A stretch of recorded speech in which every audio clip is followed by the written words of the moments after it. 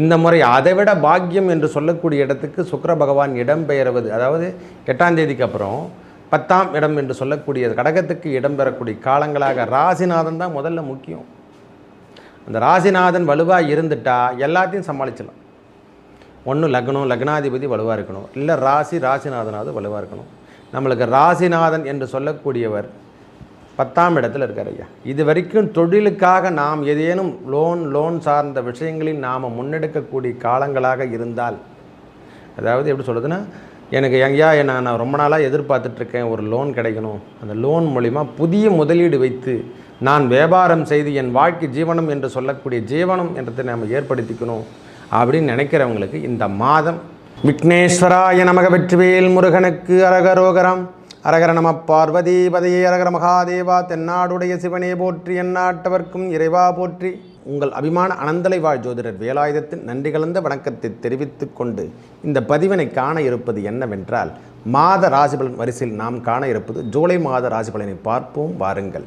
என் அன்புள்ளம் கொண்ட துளாராசி நேயர்களே, இந்த முறை நம்மளுக்கு ராசிநாதன் என்று சொல்லக்கூடிய சுக்கிர பகவான் இது வரைக்கும் நம்மளுக்கு 8ஆம் இடம் என்று சொல்லக்கூடிய இடத்துல இருந்து 9ஆம் இடத்துக்கு வந்தார். 9ஆம் இடத்துலையும் அதாவது 9ஆம் அதிபதியோடு சம்பந்தப்பட்டு சூரியனோடும் சம்பந்தப்பட்டிருந்தார். சில நட்பயங்கள் என்று சொல்லக்கூடிய அமைப்புகளும் நடைபெற்றது. துளாராசிக்கு சில பேருக்கு போன மாதம் நற்பலங்கள் என்று சொல்லக்கூடிய ரொம்ப நாளாக டியூ கட்டியிருந்தோம், அதுக்கு நம்ம எதுவுமே சரியான முறையில் கிடைக்கல, டெம்பரவரியாக ஏதோ ஒரு ரிலீஃபல் நம்மளுக்கு கிடைச்சிருக்கும். இந்த முறை அதைவிட பாக்கியம் என்று சொல்லக்கூடிய இடத்துக்கு சுக்கிர பகவான் இடம்பெயர்வது, அதாவது 8ஆம் தேதிக்கு அப்புறம் 10ஆம் இடம் என்று சொல்லக்கூடிய கடகத்துக்கு இடம்பெறக்கூடிய காலங்களாக ராசிநாதன் தான் முதல்ல முக்கியம். அந்த ராசிநாதன் வலுவாக இருந்துட்டா எல்லாத்தையும் சமாளிச்சிடலாம். ஒன்று லக்னாதிபதி வலுவாக இருக்கணும், இல்லை ராசிநாதனாவது வலுவாக இருக்கணும். நம்மளுக்கு ராசிநாதன் என்று சொல்லக்கூடியவர் 10ஆம் இடத்துல இருக்கார் ஐயா. இது வரைக்கும் தொழிலுக்காக நாம் ஏதேனும் லோன் சார்ந்த விஷயங்களில் நாம் முன்னெடுக்கக்கூடிய காலங்களாக இருந்தால், அதாவது எப்படி சொல்கிறதுன்னா, எனக்கு ஐயா நான் ரொம்ப நாளாக எதிர்பார்த்துட்ருக்கேன் ஒரு லோன் கிடைக்கணும், அந்த லோன் மூலிமா புதிய முதலீடு வைத்து நான் வியாபாரம் செய்து என் வாழ்க்கை ஜீவனம் என்று சொல்லக்கூடிய ஜீவனம் என்றதை நாம் ஏற்படுத்திக்கணும் அப்படின்னு நினைக்கிறவங்களுக்கு இந்த மாதம் நல்ல அமைப்போடு அமர்ந்துட்டுருக்கிறார். முதல்ல அந்த 9ஆம் அதிபதியும் என்று சொல்லக்கூடியவரும் 10ஆம் இடத்திலே அமர்ந்திருப்பதும், அவரும் இன்னொரு சூரிய பகவான் என்று சொல்லக்கூடிய 11ஆம் அதிபதியும் 10ஆம் இடத்துக்கு வர்றதுக்கான காலம். ஏன்னா 16 தேதிக்கு அப்புறம் அவரும் மிதுனத்திலிருந்து சூரிய பகவான் இடம்பெயர்ந்து கடகத்துக்கு வந்துடுறார். ஏற்கனவே சனி பகவான் அதே இருக்கும் இடத்துல 5ஆம் இடத்துல தான் இருக்கார். 6ஆம் இடம் என்று சொல்லக்கூடியதில் ராகு பகவான் இருக்கார். 7ஆம் இடத்துல செவ்வாய் பகவான் இருக்கார். அவரும் 12 தேதிக்கு அப்புறம் 8ஆம் இடம் என்று சொல்லக்கூடிய குருவோட இடத்துக்கு இடம் பெயர்கிறார். அப்போ பிரச்சனை இல்லை. ஏற்கனவே குரு அங்கே வீட்டிருக்கார். நம்மளுக்கு எந்த இடத்துல 8ஆம் இடத்துல வீட்டிருக்கிறவர் குருவோடு சேர்ந்து மங்களக்காரகன் என்று சொல்லக்கூடிய குருமங்கள யோகம் பெறக்கூடிய காலம். ஐயா, திடீர் வருமானம் சிறிதாக நம் கணவருக்கு உடல்நிலையில் சற்று பாதிப்புகள் இருக்க தான் செய்யும்.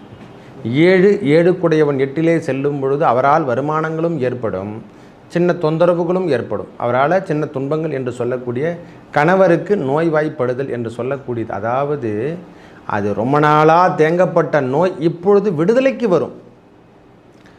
இதை முதல்ல நாம் தெரிஞ்சுக்கணும். ரொம்ப நாட்களாக இருந்திருக்கேன் பாருங்கள், எனக்கு ரொம்ப நாளாக எனக்கு கட்டி ஒன்றுக்குது, அது சரியாகவே ஆகலைன்னா அந்த நோயினுடைய தீர்க்கக்கூடிய காலங்களாக நம்ம கணவராகட்டும் நம்மளாவது கொஞ்சம் நாளைக்கு ஹாஸ்பிட்டல் பக்கம் கொஞ்சம் போக்குவரத்து இருக்க வேண்டிய காலமாகவும்.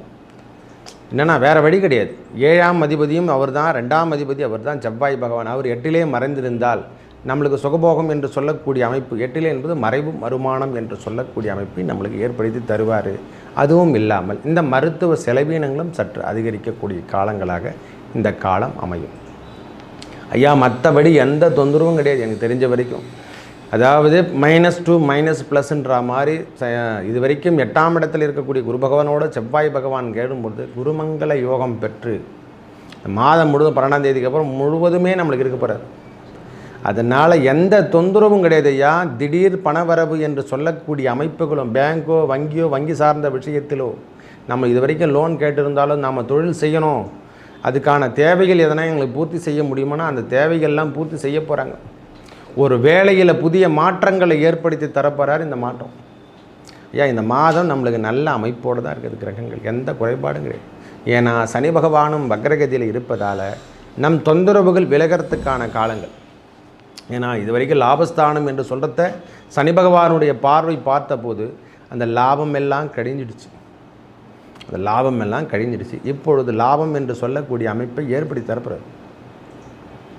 நல்ல அமைப்போடு உங்கள் அமைப்பெல்லாம் மேலோங்கி தான் வரப்போகுது. எனக்கு தெரிஞ்ச வரைக்கும் இனிமேல் மேலோங்கக்கூடிய காலம் தானே கண்டி, இனிமேல் பின்தங்கி போகக்கூடிய காலங்களே கிடையாது. சனி பகவான் உங்களுக்கு கொடுக்க ஆரம்பிச்சிட்டார் ஐயா. இனிமேல் கொடுக்கின்ற தெய்வம் கூரை பிச்சுக்கின்னு தான் கொடுக்க போகுது. பகவான் உங்களுக்கு நல்ல இடத்துல அமர்ந்திருப்பதும் அதுவும் இல்லாமல் சூரிய பகவான் உங்கள் இடத்துக்கு 11ஆம் அதிபதி, உங்கள் ராசிக்கு 11ஆம் அதிபதி 9ஆம் இடத்தில் வீட்டிருப்பது மிகவும் சிறப்பு. அவரும் 10ஆம் இடத்துக்கு வரும்போது தொழில் ஸ்தானத்தாதிபதி என்று சொல்லக்கூடியவர் அந்த இடத்துல அமரும் பொழுது, அதாவது இது வரைக்கும் அரசாங்க தரப்பு உத்தியோகத்தை எதிர்பார்த்து காத்துட்ருக்கவங்களுக்கு இந்த முறை நல்ல ஒரு பாக்கியம் கெட்டக்கூடிய காலங்களாகும். இல்லை அதில் ஒரு டிரான்ஸ்ஃபர் வேணும் எனக்கு சாமி, நான் அதிலேருந்து விடுபட்டு நாம் சொந்த ஊருக்கு பக்கத்தில் நாம் போய் சேரணும்னு நினைக்கிறவங்களுக்கு இது ஒரு நல்ல அமைப்பு. மனதில் இருந்து வந்த தேக்கமான நிலைமையெல்லாம் மாறி, ஒரு மனுஷனுக்கு தேவையில்லாத விஷயத்தெல்லாம் தேக்கமான நிலைமையெல்லாம் போயிட்டுருக்குன்னா அந்த தேக்கமான நிலைமையெல்லாம் மாறி நல்ல அமைப்போடு நாம் வாழப்போம். ஒவ்வொரு நாளும் பனிஷ்மெண்ட்டு கடன் பிரச்சனை என்று சொல்லி வாழ்ந்துட்டுருக்கோம் துளாராசிக்காரங்களுக்கு ஒவ்வொரு முறையும் நம்மளுக்கு பாதிக்கின்ற விஷயத்திலேருந்து வெளியே எடுத்துட்டாங்கிறாரு. பாதிப்படையக்கூடிய விஷயத்திலேருந்து வெளிநடப்பு பண்ணிட்டு தான் இருக்கிறார். ஒவ்வொரு விஷயமும் நாம் என்ன செய்து கொண்டு இருக்கிறோம், ஏன் இதை மறந்துட்டோம், நாம் ஏன் தேவையில்லாத விஷயத்தை அகலக்கர கால் விரிச்சுட்டோம், இந்த தேவையில்லாத விஷயத்தை நாம் தான் முடிக்கணும். கடனை கூட திட்டமாக வாங்கணும். அந்த கடன் பிரச்சனைக்கான அமைப்பு எல்லாருமே விட்டு கொடுக்க போக மாட்டாங்க சுவாமி, அப்படின்னு சொல்லிடுறேன். எல்லாரும் எல்லா காலத்திலும் பகவான்லாம் நம்மளுக்கு படி அளக்க மாட்டாங்க ஐயா. சனி பகவான் எப்பொழுதும் நல்ல இடத்துல அமர மாட்டார். குரு பகவான் உங்களுக்கு நல்ல இடத்துல அமர மாட்டார். ராகு கேதுகள் நல்ல இடத்துல அமராது. ஏன்னா வருகின்ற காலங்கள் துன்பம் தரக்கூடிய காலங்களாக இருக்க பெற்றாலும், அதாவது இன்பம் தரக்கூடிய காலங்களே இருந்தால் கூட நம்மளுக்கு என்னென்ன ஏற்பாடுகள் இருக்குதோ அதை மொத்தம் நாமும் செஞ்சாகணும்.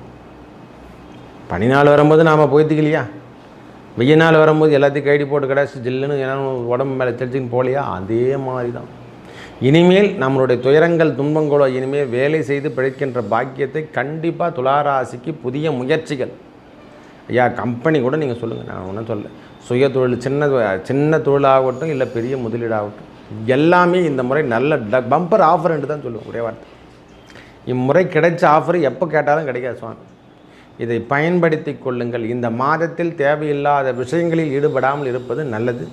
இந்த லௌகிக விஷயத்தில் சற்று கவனங்கள் தேவை துளாராசிக்கு. பெண்கள் விஷயத்தில் ஆண்களாக இருந்தால் பெண்கள் விஷயத்தில் சற்று கவனமும், ஆண்களாக இருந்தால் பெண்கள் விஷயத்திலையும், பெண்களாக இருந்தால் ஆண்கள் விஷயத்திலையும், கடன் நோய் என்று சொல்லக்கூடிய அமைப்பிலும் சற்று கவனம் தேவை இந்த மாதம் மட்டும். வேறு எந்த தொந்தரவும் இல்லை சாமி. மீதி வேலை சார்ந்த விஷயங்கள்லாம் நல்லா இருக்குது ஐயா. வேலையோ வேலை சார்ந்த விஷயங்களோ, குடும்பம் சார்ந்த விஷயம், பிள்ளைகள் சார்ந்த விஷயங்கள் எல்லாமே அருமையாக உள்ளது.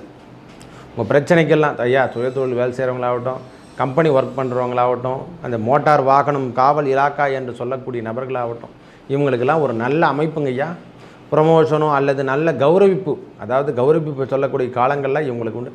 இந்த விளையாட்டு வீரர்களுக்கு இது ஒரு நல்ல ஒரு அமைப்பு என்று தான் சொல்லுவோம். ஒரே வார்த்தை சொல்லப்போனால் விளையாட்டு சம்பந்தப்பட்ட துறையில் இருக்கிறவங்களுக்கு, துளாராசியில் வீட்டில் இருக்கிறவங்களுக்கு இது ஒரு நல்ல முன்னேற்றம் தரக்கூடிய காலம்.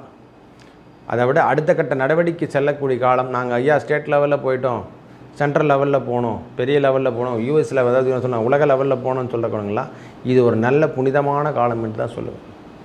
அருமையான காலம். இந்த காலத்தை பயன்படுத்தி கொள்ளுங்கள். விளையாட்டாகட்டும், படிப்பாகட்டும், கல்வி சார்ந்த விஷயங்கள் இனிமேல் முன்னெடுக்கக்கூடிய காலம். உயர்மலை பகுதியெல்லாம் நல்லா இருக்குது சாமி. துளாராசி பொறுத்த வரைக்கும் நிலபுலம் சேர்க்கை என்று சொல்லக்கூடிய அமைப்புகளை ஏற்பட போகுது.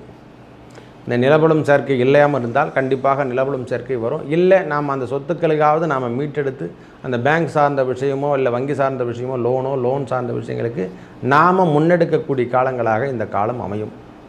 இனிமேல் துன்பம் என்பதோ துயரம் என்பதோ துளாராசிக்காரங்களுக்கு ஒவ்வொரு நாளும் படிப்படியாக குறையக்கூடிய காலம்தான். கடன் பிரச்சனையை மட்டுமே ஏற்றுக்கொள்ளணும்னு நினைக்க முடியாது. ஏன்னா அது மட்டுமல்ல, நாம் வாழ்வில் வேறு விஷயங்கள் எவ்வளோ இருக்குது. நாம் என்னென்ன செய்யாத விட்டுட்டோம். வேலை செய்யலையா, வேலை செய்யணும் ஐயா. இன்றைக்கி வீடியோ கொடுக்குறதுக்கு நான் வந்திருக்கேன்னா இந்த வீடியோ கொடுத்துடணும். அப்போ தான் அந்த வேலையை கம்ப்ளீட்மெண்ட் பண்ண முடியும். இதையே நாளை தள்ளி போட்டோன்னா நாளை செய்ய வேண்டிய விஷயத்தை நாம் நாளைக்கு செய்ய வேண்டிய காலமாக இருக்குது. இதுதான் உண்மை. இன்று என்ன கொடுக்கணும்னு சொன்னாங்களோ இன்று சற்று காலதாமதம் ஆனாலும் பரவாயில்லை, உடனே அதுக்கான வேலையை நிபர்த்தினும். மழை பெய்யும், போகிற வழியில் பஸ் இருக்கும், பிரச்சனை வரும், எல்லாமே நடக்கும். எல்லாத்தையும் தாண்டி வந்து தான் நாம் செய்யணும் அந்த வேலையை. அதை முன்னெடுக்கக்கூடிய காலங்களாக இந்த காலத்தை இப்போ நாம் என்னென்ன செய்ய தவறிவிட்டோம், நாம் எதை எதை கட்ட மறந்துட்டோம், இதெல்லாம் நீங்கள் லெட்ஜர் போட்டிங்கன்னா துளாராசிக்காரர் வின் பண்ணிடுவீங்க. ஏன்னா நல்ல அமைப்போடு இந்த காலம் அமைந்திருக்குது. இந்த ஜூலை மாதம் முழுவதும் 1/7/2024 முதல் 31/7/2023 உங்கள் வாழ்வாதாரம் உயர்ந்து காணப்படுவதும், நல்ல அமைப்போடு சிறந்த ஒரு நல்ல என்ன சொல்லுவாங்களா மக்கள் செல்வம் என்று சொல்லக்கூடிய அமைப்பையும், பிள்ளை பெறுதல், ரெட்டை குழந்தை பிறக்கிறதுக்கான வாய்ப்புகள், ரெட்டை பிறந்த கன்சீவ் ஆகிறதுக்கான வாய்ப்புகள் நம்ம முள்ள தேடி வருது ஐயா. நல்ல அமைப்போடு நம்ம வாழ்க்கை தரத்தை உயர்த்தி காட்ட போகிறார் இறைவன். அந்த பகவான், குரு பகவானும், செவ்வாய் பகவானும், சூரிய பகவானும், சுக்கிர பகவானும் உங்கள் வாழ்க்கை தரத்தை உயர்த்தி காட்டுறதுக்கே வந்திருக்காங்க ஐயா. நோய் நொடிகள், உங்கள் கணவருக்கான நோய் நொடிகள் விலகிறதுக்கான காலம். இனிமேல் தொந்தரவு விட்டுட்டு நாம் விலகி தான் போகிறோம். தொந்தரவு விட்டுட்டு நாம் விலக போகிறோம். தொந்தரவு நம்மளை பிடிக்க போதில்லை, தொந்தரவை விட்டுட்டு நாம் விலகக்கூடிய காலங்களாகவும் அமையப்போகிறது ஜூலை மாதம் முழுவதும். மேலும் நல்லதெல்லாம் நடக்க அந்த எம்பெருமான் 6 படை வீடு கொண்ட முருகப்பெருமானை வணங்கி வர சொல்லுவாங்களா, சிறுவாபுரி முருகனை வழிபட உங்கள் வாழ்வில் ஏற்பட்ட துன்பங்கள் விலகி நல்லதே நடக்கும். நன்றி, வணக்கம்.